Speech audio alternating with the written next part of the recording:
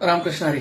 आज 22 जून 2026. काल महाराष्ट्रातील पहिला हवामान अंदाज आम्ही दिला आणि हा हवामान अंदाज महाराष्ट्रामधील 3 लाख शेतकरी बंधूंनी पाहिला. याच्याबद्दल सर्वप्रथम आपला सर्वांचे मनापासून आभार.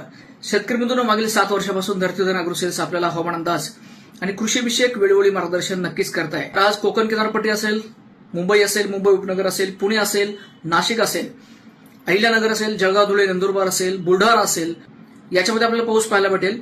परंतु त्यातल्या त्यात छत्रपती संभाजीनगर, जालना, बीड, अहिल्यानगरचा काही भाग, परभणी, त्यानंतर विदर्भाचा काही भाग, याच्यामध्ये यवतमाळ, वाशिम, चंद्रपूर, गडचिरोली, नागपूरचा काही भाग, याच्यामध्ये आपल्याला मुसळधार पाऊस पाहायला भेटेल.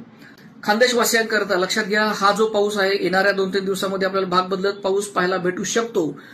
परंतु जळगाव जिल्ह्यामध्ये आज आणि उद्या 2 दिवस समाधानकारक पाऊस पडण्याची चिन्ह आहेत. त्यामुळे लागवडीसाठी आतापर्यंत आपण थांबलो होतो, आता आम्ही बोलतोय पेरते व्हा, कारण 25 तारखेच्या पुढे आपल्याला पावसाचा जोर वाढलेला दिसेल. या आठवड्याचा कृषी सल्ला, पाऊस लांबलाय, त्यामुळे आता काय लागवड करायची, तर सिंजांटाचं 65-40 एक काळ होता ज्या 62-40ने मार्केट गाजवलं. अगदी त्याच कंपनीचं कोरडवाहू वाण 65-40 टोकापर्यंत कणीस भरलं जातं. पिठी लहान आहे, मोत्यासारखे टपोरे दाणे आहेत, आकर्षक कलर आहे, उत्पादनाने सक्षम आहे. त्यामुळे कमी पाण्यात येणारं वाण म्हणजे आपल्या सिंजंटाचं 65-40. भाजीपाल्यामध्ये प्रामुख्याने कारला आहे, भेंडी आहे, मिरची आहे किंवा इतर तत्सम पिकं असतील, ही यावर्षीच्या उष्णतेला बळी पडलेली आहेत.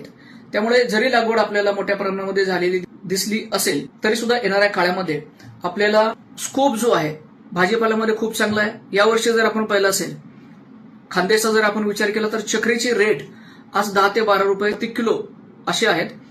याला कारण एक आहे की सुरुवातीची जी लागवड आहे ती झाली नाही आणि जी लागवड झाली लागवडीवरती उष्णतेचा मोठा परिणाम झाला.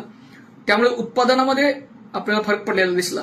परंतु ज्या शेतकरी बंधूंनी फेब्रुवारी, मार्च, एप्रिलमध्ये लागवड केलेली आहे त्यांना आता बऱ्यापैकी भाव भेटत आहेत. ही एक आनंदाची गोष्ट आहे. अशाच कृषीविषयक इतर माहिती करता आपण धरतीधन अॅग्रोसेल्सचं युट्यूब चॅनल, इंस्टाग्राम चॅनल आणि फेसबुक चॅनलला लाईक, शेअर आणि सबस्क्राईब करायला विसरू नका. वातावरण बदललं तर नक्कीच आपल्यापर्यंत अपडेट्स येतीलच. तोपर्यंत रामकृष्ण हरी.